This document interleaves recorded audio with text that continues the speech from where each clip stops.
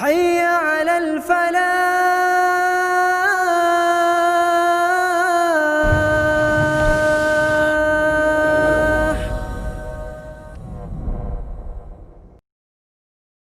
Yang ketiga, sikap kurang ajar atau akhlak buruk, akhlak tercela yang ketiga manusia kepada Rasulullah SAW adalah mengaku beriman bahwa Muhammad SAW adalah Rasulullah, tapi meyakini ada manusia-manusia lain yang jauh lebih mulia dari beliau. Ini akhlak buruk yang selanjutnya. Padahal sebuah bentuk akidah yang wajib diyakini oleh seluruh umat Islam, bahwa tidak ada manusia, bahwa Muhammad itu bukan cuma Rasulullah, tapi juga manusia paling mulia. Tidak ada manusia yang melebihi mulianya Rasulullah. Itu akidah.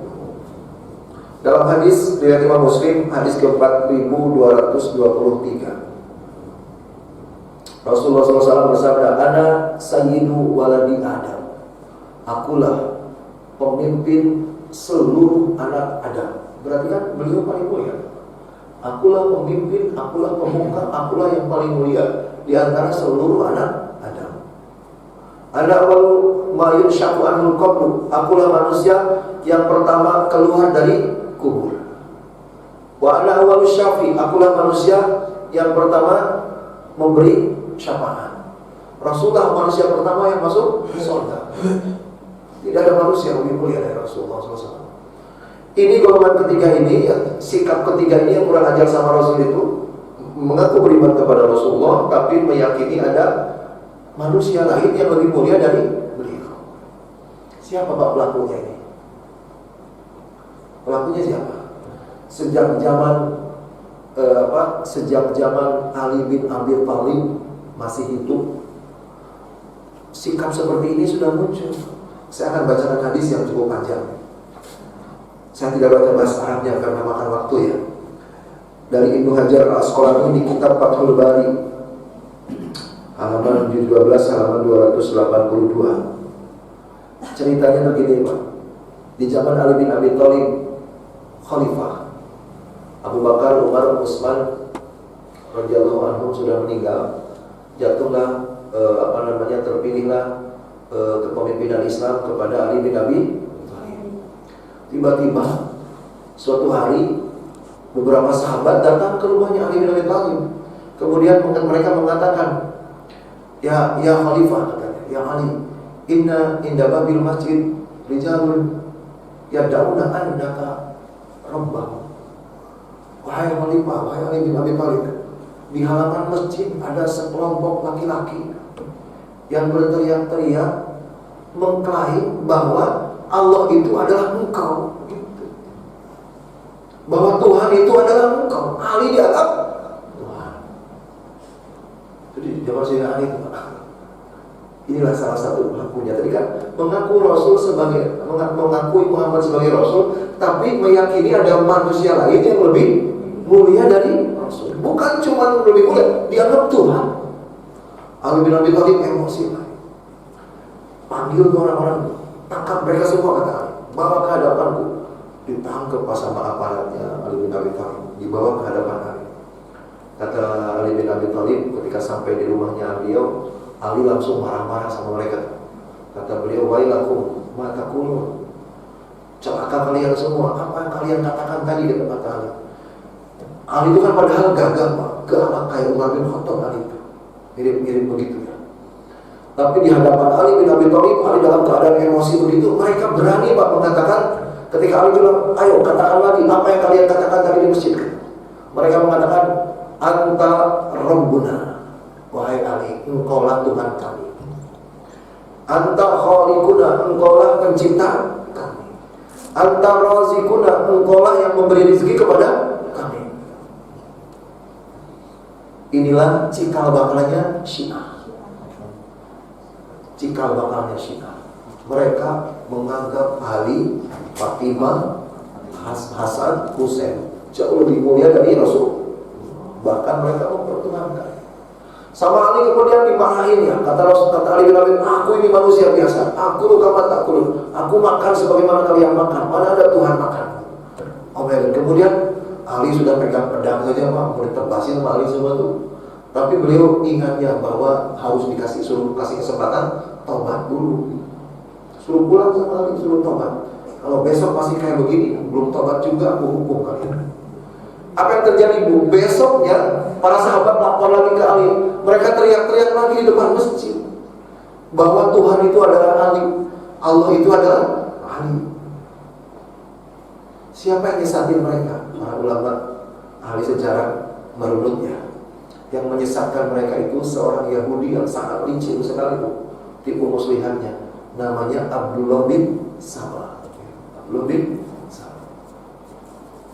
Gara-gara konflik politik ini sebenarnya terjadi kayak begini kan, Ali sama Muawiyah konflik tuh, ya. Konflik berebut kekuasaan gitu kan, Ali dengan Muawiyah. Nah, ada yang pihak Ali, ada yang pihak Muawiyah. Biasa kan zaman sekarang konflik politik kan suka berlebihannya.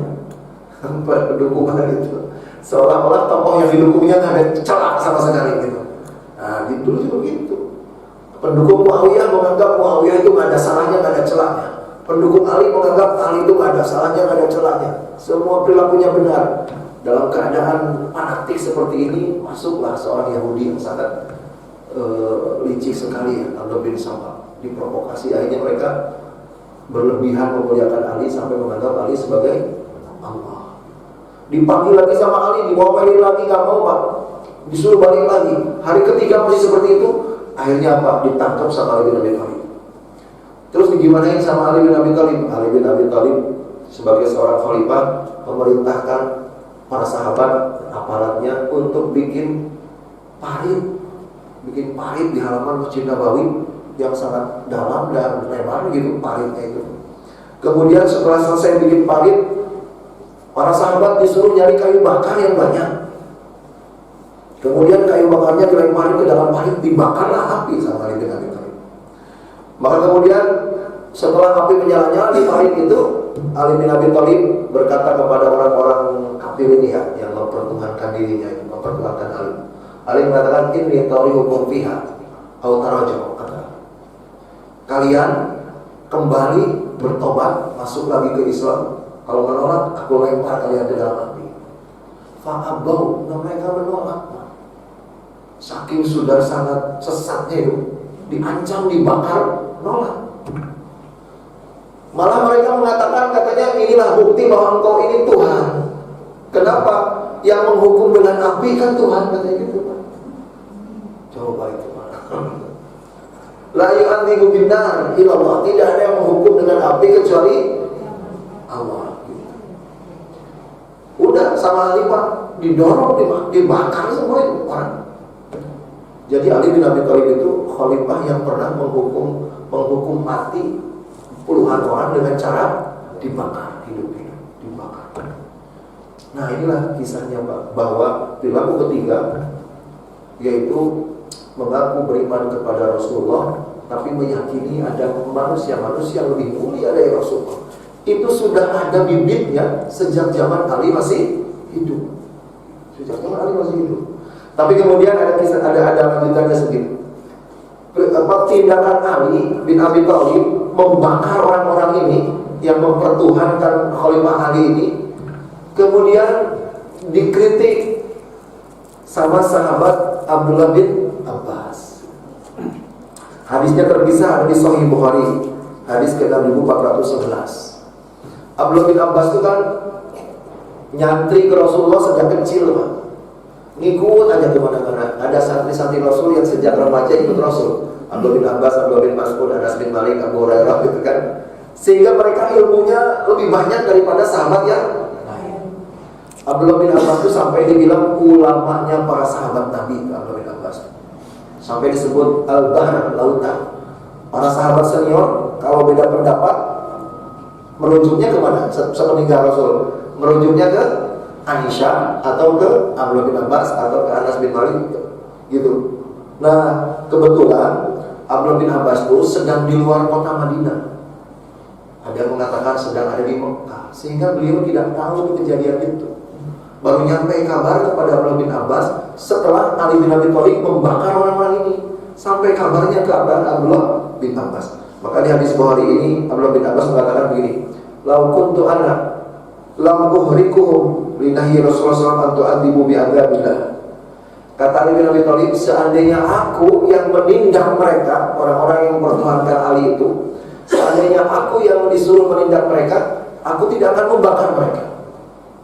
Karena Rasulullah melarang manusia menghukum manusia dengan cara seperti Allah menghukum manusia. Aku pernah mendengar Rasul mengatakan la tu'abidu binar ila rabbunar. Aku pernah mendengar Rasul mengatakan tidak boleh menghukum dengan api kecuali Tuhan sang pencipta api. Nah, sabda Rasul ini ke Ali nggak nyampe. Nyampainya ke Abdullah bin Abbas. Seandainya Ali tahu sabda Rasul yang ini, tidak akan beliau berani melanggar sabdanya Rasulullah. Apakah Ali berdosa? Tidak, karena Ali berijtihad. Ali bin Abi Thalib berijtihad dan tidak tahu sabda itu. Inilah kisahnya Pak. Tapi sayangnya gitu ya, yang dibakar sama Ali bin Abi Thalib itu tidak semuanya rumahnya Pak. Orang-orang yang punya pemahaman seperti itu tersesatkan sama Yahudi Abdullah bin Sabah ini menganggap Ali sebagai Allah, itu masih tersisa di kampungnya. Tidak semua datang ke Madinah itu. Akhirnya berangkat pindah, jadilah sekarang Syiah. Syiah itu sampai sekarang luar biasa Pak, sesatnya itu. Dan saya sedih tuh, tokoh-tokoh ormas-ormas besar, ormas Islam besar di negeri kita, banyak yang paling depan membelai Syiah. Pura-pura tidak tahu kesesatan Syiah sejauh mana. Sekarang kalau pengen tahu kesesatan Syiah itu kan gampang sekarang, apalagi kalau ngerti bahasa Arab. Buka aja di YouTube. Saya ngetik di YouTube ya tentang kesesatan Syiah, tentang Ali bin Abi Thalib. Mereka sampai mengatakan bahwa ada di dalam sebuah pidato seorang ulama Syiah itu sampai mengatakan kana Rasul, kana Muhammad wa Ali kal ghurab bil ghurab, katanya. Muhammad dan Ali bin Abi Thalib itu sangat mirip. Sulit ngebedain rupa keduanya itu, Pak. Seperti sulitnya ngebedain satu gagak dengan gagak yang satunya lagi gitu. Gagak kan warnanya hitam, kalau berendeng berdua gitu kan sulit ngebedainnya tuh. Muhammad dan Ali bin Abi Thalib sangat mirip. Fa'akhta'a Jibril fi inzalil wahyi. Gara-gara Muhammad dan Ali bin Abi Thalib itu mirip katanya, maka Jibril keliru nurunin wahyu. Sampai segitu sesatnya orang-orang Syiah. Yang lebih ini lagi, lebih sesat lagi tentang Fatimah. Yang mereka pertuhankan itu kan Ali, kemudian Fatimah, istrinya Ali, putrinya Rasul. Saya pernah dengar langsung dan saya simpan juga videonya itu, seorang ulama sesat Syiah itu, dia mengatakan dalam salah satu statement di pidatonya, dia mengatakan inna Fatimah harimullah. Sesungguhnya Fatimah itu istri Allah. Sesungguhnya Fatimah itu istrinya Allah. Masih Islam nggak orang-orang kayak begini, Pak? Kafir. Dia kan di awal pidatonya dia membandingkan antara Maryam dengan Fatimah. Si ulama sesat Syiah ini semacam nggak bisa terima gitu. Kenapa di Quran Maryam disebut sampai lebih dari 20 kali? Tapi di Quran Fatimah yang mereka puja-puja itu tidak disebutkan sekalipun. Ada nggak Fatimah di Quran? Nggak ada. Dia tidak terima dengan kenyataan itu. Sampai di ujung pidatonya dia mengatakan inna Fatimah harimullah. Fatimah itu istrinya Allah. Sesat-sesatnya itu. Dan kemarin dedekot Ahmadiyah dan Syiah itu berkunjung ke PBNU, mau mengadakan kerjasama. Dan sekarang itu di Iran itu 6.000 mahasiswa Indonesia lagi belajar kuliah gratis di Iran. Siap-siap pulang ke Indonesia menyebarkan agama Syiah. Dan kalau kita lihat di mana-mana di negeri-negeri Muslim, kalau Syiah sudah besar, maka tumpah darah. perang antara Ahlussunnah dengan Syiah. Bahkan dalam salah satu pidato seorang ulama sesat Syiah, sampai saya punya videonya juga, dia mengatakan tentang Husain itu Pak. Dia mengatakan inna asyallah na'lun li Husain. Sesungguhnya arasyinya Allah itu sandalnya Husain. Sesungguhnya arasyinya Allah adalah sandalnya Husain. Jadi lebih agung mana Allah sama Husain? Kalau kayak gitu, arasyinya Allah sandalnya Husain. Alhamdulillah, ini tadi itulah Syiah. Yang pertama, kedua, ketiganya. Yang keempat sekarang, sikap kurang ajar manusia atau akhlak sangat tercela manusia kepada Rasulullah SAW adalah ini yang terjadi kemarin, ya, berderet-deret bulan lalu itu, yaitu dia disebut istihza. Istihza itu adalah menghina Rasulullah, menghina, melecehkan Rasulullah SAW. Sebenarnya istihza itu umum, ya. Istihza itu kan artinya menghina, mengolok-olok. Istihza itu yang paling berat adalah menghina Allah, melecehkan Allah. Kemudian melecehkan kitab suci, termasuk juga menghina Nabi Muhammad. Itu istihza. Dan istihza itu para ulama sepakat semua bahwa termasuk salah satu maksiat yang termasuk mukaffarah. Apa maksiat mukaffarah itu? Maksiat yang kalau dilakukan pelakunya sudah otomatis kafir. Atau sebagian ulama yang lain mengistilahkannya termasuk maksiat nawaqidul iman, maksiat yang membatalkan keimanan. Sebuah maksiat kalau dilakukan imannya batal. Cuman yang maksiat-maksiat nawaqidul iman begini teh, saya perhatikan kurang dipelajari sejak kecil. Kita itu, pengalaman saya belajar agama ketika kecil ya, biasanya sangat sering diajarin tentang pembatal wudu, hal-hal yang ngebatalin sholat, hal-hal yang ngebatalin sahur. Kita dari kecil tahu ya Bu ya. Cuman yang kurang diajari dari kecil itu nawaqidul iman, hal-hal yang ngebatalin iman. Sebenarnya pentingan mana sih Bu mengetahui pembatal wudu atau pembatal iman? Pembatal iman lebih penting sebenarnya untuk dipahami. Istihza. Kenapa para ulama mengatakan bahwa istihza, menghina Allah, menghina ayat Quran, menghina Rasul, menghina malaikat, menghina ajaran Islam, menghina sholat, menghina ajaran gitu? Kenapa disebut pembatal iman? Kenapa pelakunya otomatis kafir? Dalilnya ada di surat At-Taubah ayat 64 sampai 66.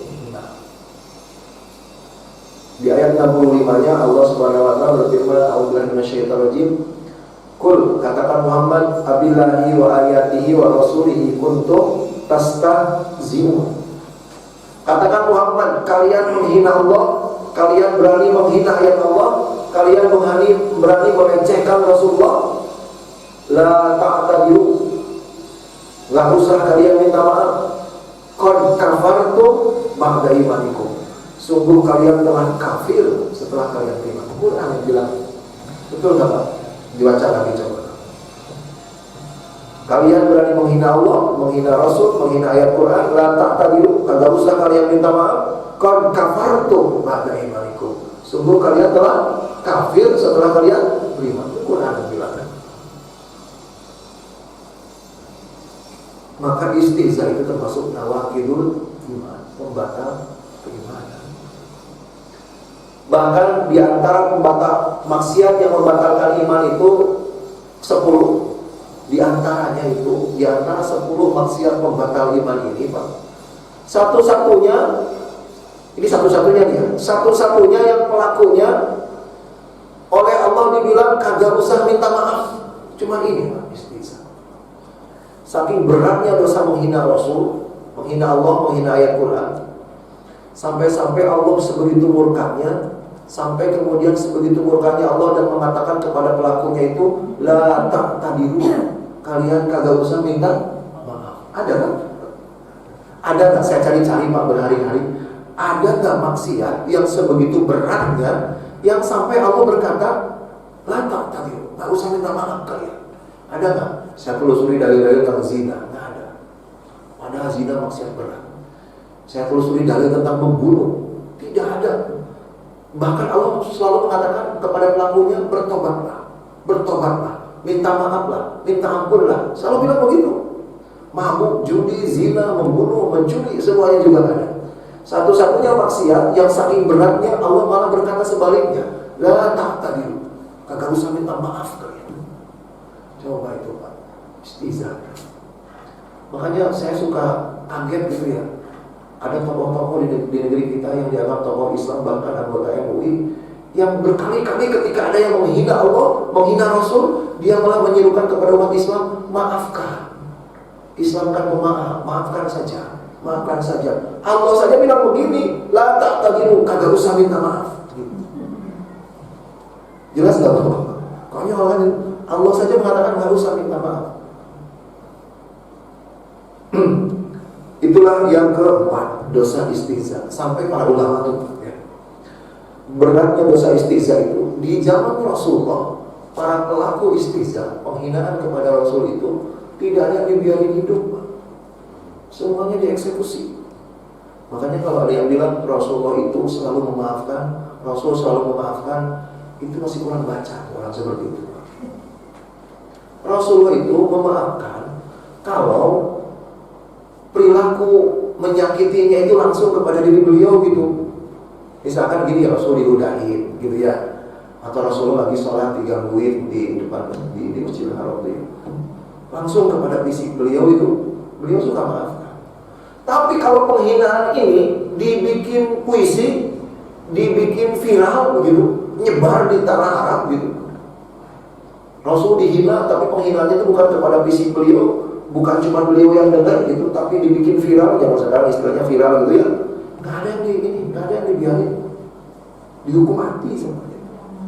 Dalam Bukhari Muslim itu terkenal seorang yang pandai sekali bikin puisi yang menghina Rasul, namanya Ka'ab bin al-Ashraf. Rasulullah SAW sampai mengatakan kepada para sahabat, siapa yang bisa bunuh Ka'ab? Aku ya Rasulullah. Ada yang mengangkat tangan ternyata. Kemudian sama Rasulullah dipersilakan, berdua orang ini dapat tugas untuk membunuh Ka'ab bin Ashraf. Berhasil Pak, penggal kepalanya itu Ka'ab bin Ashraf. Bahkan kalau yang menghina Rasul ini seorang perempuan sekalipun. Jadi saya dari kecil saya mendengar ya, kita sering dengar dari kecil bahwa Rasulullah itu ketika menaklukkan kembali kota Mekah, itu beliau mengumpulkan orang-orang musyrik Mekah itu yang dulu sering nyakitin beliau, kemudian sama Rasulullah dimaafkan semua kan? Sering gak dengar cerita itu Pak? Sama Rasulullah dikatakan, idhabu antum tulaqo, pergilah kalian bebas, kalian sudah aku maafkan semua, gitu kan? Sampai karena akhlak Rasul ini kemudian penduduk kafir Mekah ini terkesan dengan akhlak Rasul, kemudian berbondong-bondong masuk Islam. Benarkah cerita itu? Benar Pak, tapi kurang lengkap. Kurang lengkapnya apa? Karena ternyata kalau kita baca lebih jauh lagi, tidak semua dimaafkan sama Rasul itu. Ada orang-orang tertentu yang malah oleh Rasul dibikin tim khusus untuk mengeksekusi. Termasuk yang paling terkenal adalah hadis tentang Qainatain, dua biduan, dua penyanyi perempuan penduduk Mekah yang pandai bikin syair dan suaranya merdu gitu. Syairnya itu selalu menghina Allah atau menghina Rasul atau menghina istri Rasul gitu. Dua penyanyi gitu. Maka Rasulullah mengutus Ali bin Abi Thalib untuk memburu dua orang perempuan ini. Bunuh. Idza laqaituhuma faqtuluhuma, kata Rasul. Kalau kamu temui ini dua perempuan ini, bunuh kedua-duanya. Dihukum mati, Pak. Dibunuh. Bahkan ulama Ibnu Taimiyah sampai mengatakan begini, Nabi palsu mah dikirim utusan dulu suruh tobat, Pak. Nabi palsu Musa al-Kadzab tadi sebelum ditumpas disuruh dikirim pasukan dulu untuk bertobat. Kalau yang menghina Rasul ini, menghina Allah ini enggak. Tidak dikirim utusan dulu untuk bertobat, langsung dikirim eksekutor. Ya, jadi inilah beratnya dosa istihza. Bahkan dalam sebuah hadis sahih dari Abu Daud, ada seorang laki-laki buta. Dia membunuh budak perempuannya. Padahal budak perempuannya ini sudah ngasih anak 2 kepada dia itu. Kan memang di zaman Rasul itu seorang laki-laki itu nggak hanya dibolehkan berhubungan dengan istrinya. Seandainya dia tidak punya istri atau istrinya meninggal gitu, ataupun dia istrinya masih ada, dia punya budak perempuan, maka budak perempuan juga boleh berhubungan dengan majikannya itu. Ya, boleh itu. Ini sebagai cara efektif untuk membuat budak-budak itu bebas, Pak. Karena seorang budak perempuan kalau sudah berhubungan dengan majikannya, punya anak, bebas dia. Maka perbudakan cepat habis dengan cara seperti itu. Maka laki-laki buta ini nggak ada perempuan yang mau nikah sama dia gitu. Kemudian dia pengen punya anak, dia beli seorang perempuan, kemudian dia gauli perempuan itu, dapat anak 2, lucu-lucu, anaknya masih kecil-kecil. Suatu ketika gegerlah Madinah. Kenapa? Karena si budak perempuan ini yang sudah berjasa kasih anak 2 itu dibunuh sama si laki-laki buta itu, Pak. Lagi tidur, ditusuk perutnya dengan pedang pendek sampai darah itu tercecer di ranjangnya. Dibawa ke hadapan Rasul untuk perempuan. Kemudian Rasulullah nanya di hadapan para sahabat, kenapa kamu membunuh budak perempuanmu itu? Bukankah sudah ngasih anak sama kamu? Maka laki-laki ini mengatakan, ya Rasulullah, aku sebenarnya sangat sayang sama budak perempuanku itu. Aku sangat mencintainya karena dia sudah ngasih 2 anak yang lucu sekali untuk aku. Tapi ketahuilah ya Rasulullah, dia itu yastamuka ya Rasulullah. Dia itu punya kelakuan yang buruk. Dia sering menghina Anda. Gitu. Dia ini entah kenapa mulutnya sering menghina engkau ya Rasulullah. Padahal engkau ini manusia yang paling aku muliakan, katanya gitu. Sudah aku nasihati berkali-kali tapi tetap seperti itu. Terakhir kemarin sebelum tidur dia menghina engkau. Aku sudah tidak tahan lagi, kata orang ini. Aku ambil pedang, aku tusuk perutnya. Maka Rasulullah SAW menyimak, kemudian turunlah malaikat Jibril mengkonfirmasi, membenarkan omongan laki-laki buta itu. Maka Rasulullah kemudian berkata kepada para sahabat, ala tasma'un, wahai para sahabat, kalian dengar ceritanya orang ini? Nah, ya Rasulullah, kami dengar. Ala inna dama hadar, kata Rasulullah. Laki-laki ini ceritanya jujur, dan ketahuilah, budak perempuannya itu memang darahnya halal ditumpahkan. Dihukum nggak orang ini? Enggak. Laki-laki buta ini nggak dihukum apa-apa sama Rasulullah. Kenapa? Karena memang perempuan itu mulutnya busuk, mencaci maki dan menghina Rasulullah SAW. Itulah kalau ingin tahu kisah lengkapnya ya, cerita-cerita orang-orang yang menghina Rasul itu dan bagaimana dieksekusi sama Rasulullah, ada di kitab yang ditulis oleh Ibnu Taimiyah namanya As-Sarihul Mas'ul ala Syatimir Rasul. Itulah al-istihza. Sehingga para ulama kemudian sampai mengatakan, jangankan mengatakan Rasulullah rembes. Rembes itu umbelan itu ya. Rembes itu dekil, ingusan gitu. Jangankan bilang Rasulullah SAW lagi kecilnya nyolong jambu, kurang ajar ya si Gus Muafik ini. Rasulullah SAW lagi kecilnya kerjaannya dolan-dolan, jalan-jalan aja, gak mau sekolah, sampai akhirnya gak bisa baca. Kemudian menghina Aisyah juga, 9 tahun mau dinikahi oleh Rasulullah yang udah 50 tahun katanya. Kalau di negeri kita membunuh, jangankan sampai penghinaan separah itu. Para ulama mengatakan kalau ada orang yang bilang kukunya Rasul panjang tidak terawat, udah layak dihukum mati. Kalau ada orang yang bilang selendangnya Rasul kotor, jangan dicuci, udah layak dieksekusi. Maka jangan pernah kita menghina ayat Allah, menghina ayat Quran, menghina Rasulullah, menghina azan, menghina sholat. Kenapa? Karena konsekuensinya murka. Itulah yang keempat, al-istihza. Satu lagi saja saya kira ya, saya 9:30 harus ada di Kalimalang. Khutbah nikah jemaah saya tuh. lagi, barangkali dari 20 ini mungkin bisa sampai satu lagi, yaitu apa? Mengingkari sunnah Rasul. Mengaku beriman kepada Rasul, tapi mengingkari ajaran Rasul. Ini pelakunya juga kufur, sudah.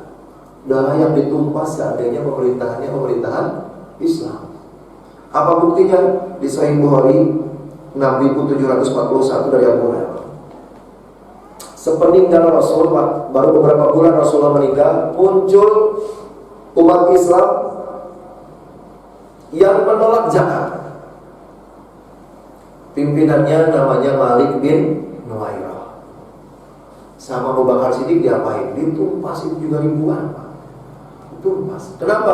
Karena setelah diklarifikasi, ternyata mereka itu tidak mau bayar zakat bukan karena pelit.